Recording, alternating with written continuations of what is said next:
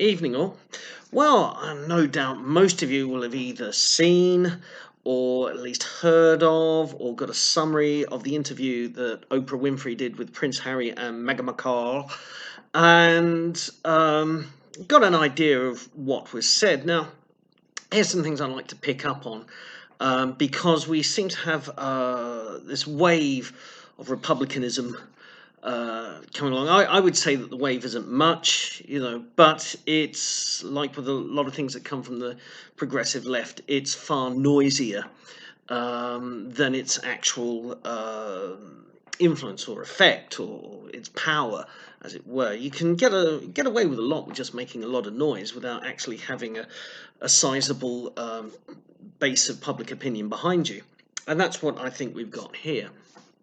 So the first thing I noticed was that a lot of the American progressive left were calling out the royal families, outdated institutions should be abolished. This is, again, so typical of a section of American punditry and commentary from the coastal states, that they think they can tell the rest of the world how to run their countries, that they should all adopt an American governmental constitutional style system. Is something America's been doing pretty much since the 1950s, and for the most part it's failed. They got Japan and West Germany to completely remodel themselves, but let's face it, they were starting from a base of two utterly destroyed and defeated countries. It's much harder to tell a reasonably successful fellow democratic liberal society that they've got to change to be more like America. But yes, and even rhinos like Meghan McCain chipped in and were just complaining about the how monarchy is outdated. Well, jog on, Meghan. Right? You just just decay your father's legacy just that little bit more. Already we're seeing some of the claims that were made in the interview slowly being backtracked, like the comment about somebody said, what do you think the colour of baby Archie would be? And Oprah's had to clarify what was said, in stuff that didn't go to broadcast. So already there's a climb down on that, because people are automatically, well, we want names, we want to know when that happened, who said it, because, if that did actually happen, that's serious news. And, well, there's a little bit of backtrack, and I would expect a lot of other things to be walked back on from that interview. But in the UK, we face that. We can withstand it. I'm old enough to remember previous events that people said this would do the monarchy. Everything from Prince Charles's divorce with Princess Diana, with Princess Diana's death, with a few other, is Prince Edward gay? He washed out of the Royal Marines. It's a royal knockout. I remember all these things, and everybody's saying, the monarchy is doomed. And yet, it continues, and it continues with high levels of support and popularity with the British public, because the British public realise, they absolutely adore the Queen. They really like Prince William and the Duchess of Cambridge, Kate. And overall, they pretty much like the institution, because most people can see how it is beneficial. But there are some, and I'm hearing anecdotal evidence from people I know, who say that a lot of their friends and colleagues, people mainly under the age of 25, saying, abolish the monarchy. And this is all part of my get real, think things through strategy, because I think, yes, you're going to get so much stuff from the progressive left. They're coming at you. I said the other day on Twitter that the progressive left are like punching you in the face 20 times a day. If you haven't got sort of republicanism to deal with, then you've got Jesus was a socialist, revisionists like that, revisionist history, take down the statues, erase the past, pay reparations for slavery. You've got all this stuff, and it's coming at you constantly. It's like being punched again and again. Well, if this is like a boxing match or even a bare knuckle brawl, you need a defense, you need an offense. Okay, I'm speaking metaphorically here in Minecraft, of course. So, what do I mean? How do we counter? Let's take this anti-monarchy stuff. So we need a good defence. And of course, the defence for constitutional monarchy is really easy. I mean, this is one of the easiest things that you can bat away, right? Because you can just point to the first thing, constitutional monarchies around the world are extremely successful countries. Okay, not only do we have the United Kingdom, we have Holland, Belgium, Norway, Denmark, Sweden, Japan. These are all successful nations that have are democratic, they're liberal, and they're constitutional monarchies. And if you have a look at happiness index, the United Nations do these surveys, other kind of international non-governmental organizations do surveys. Who are the happiest people, who are the most successful countries in terms of balancing GDP with quality of living. And the constitutional monarchies are there pretty much at the top. You can add New Zealand and Canada and Australia into that. They have the Queen, British royal family, as their monarchy, but still they are set up with the Westminster form of government. They are liberal democracies. They are constitutional monarchies as well.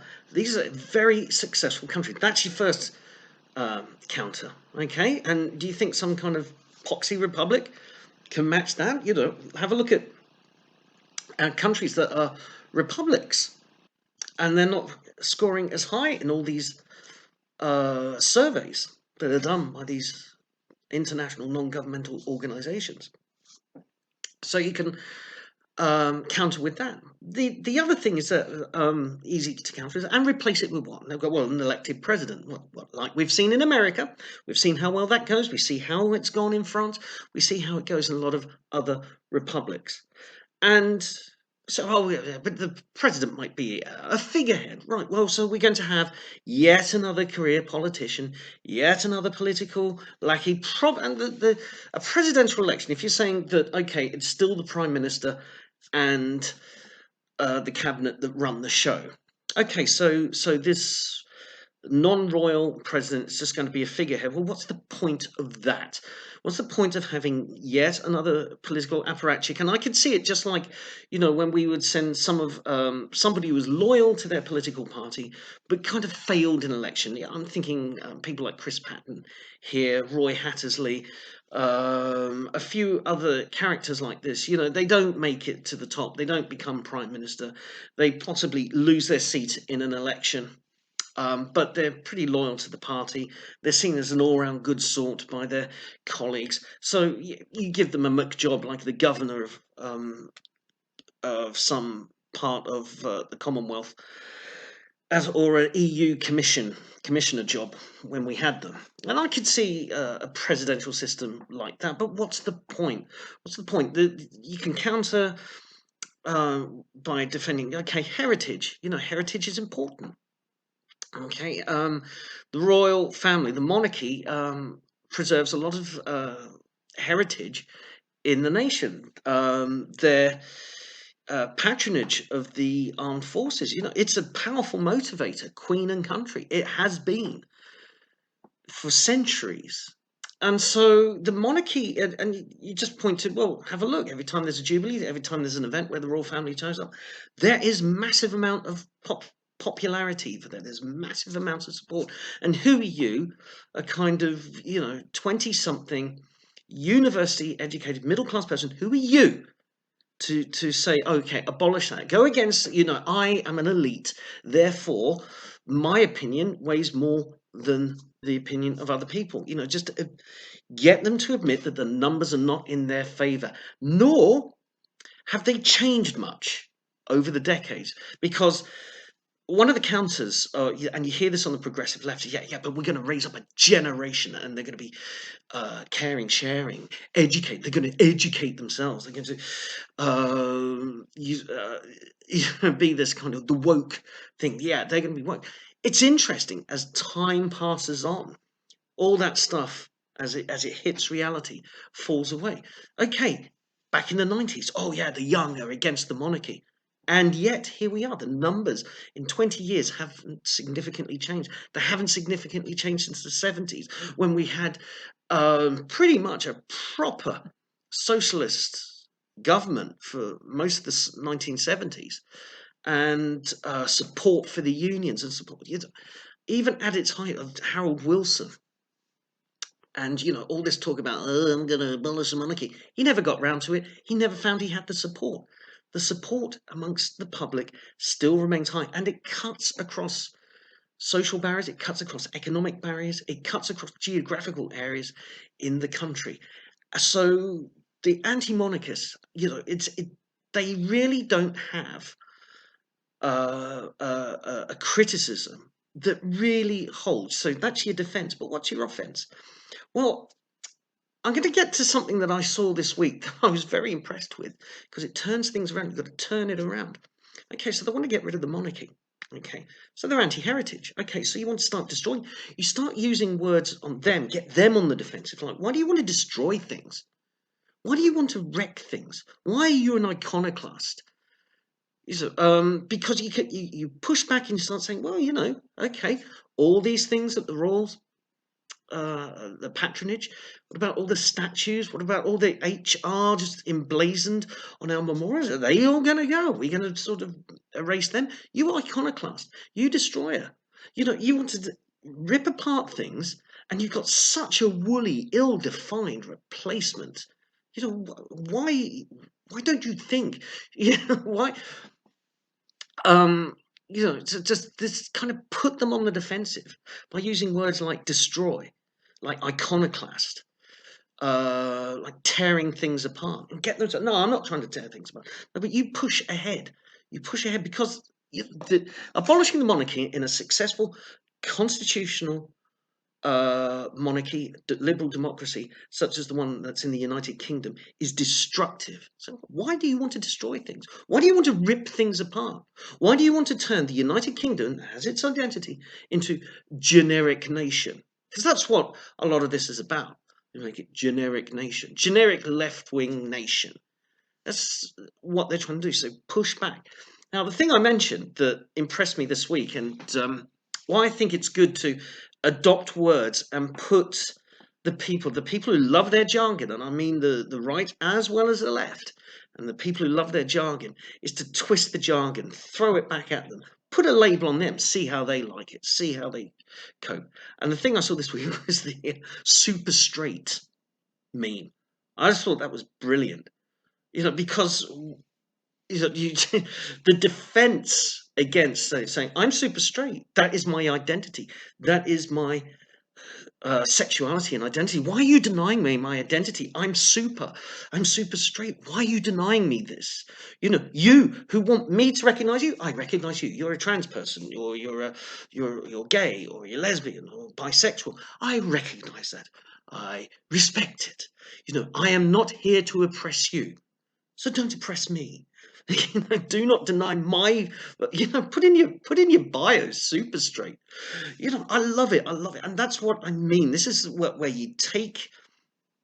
You're not on the defensive all the time. See what I'm saying? Don't be on the defense all the time. Sort of push back and give them a label that they can't handle, like iconoclast. Right, and get them on the defensive. It's really interesting to see how the progressive left react when you push them onto the defensive. They don't like it. They don't cope very well. They retreat because their arguments fall apart. You'll get. I'm getting to be an old hand at this kind of online political sparring. So what happens? I've noticed is that what the left will do is they hover around a discussion thread and they see the person who's getting lots of likes. Now, there's a threshold. If you get more than a dozen likes for something, you'll come under the left's radar if you make a comment.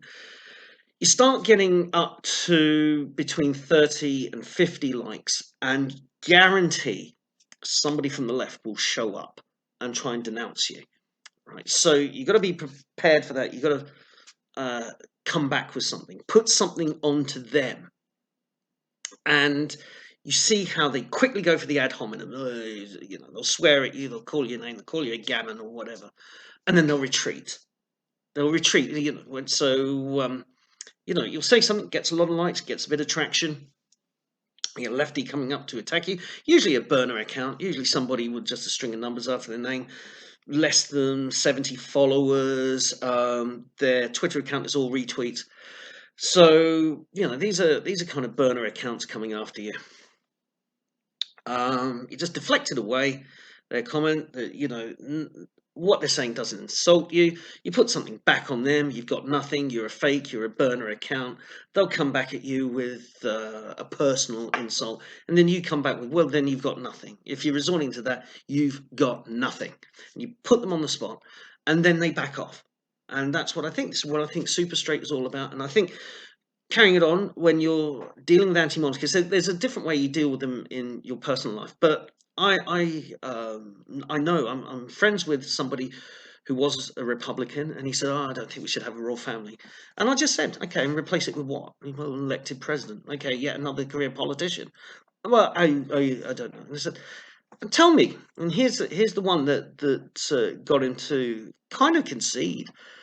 I said to him, "So how has having a monarchy in the United Kingdom negatively impacted your life?" And he had nothing. And I'll leave you with that. Good night.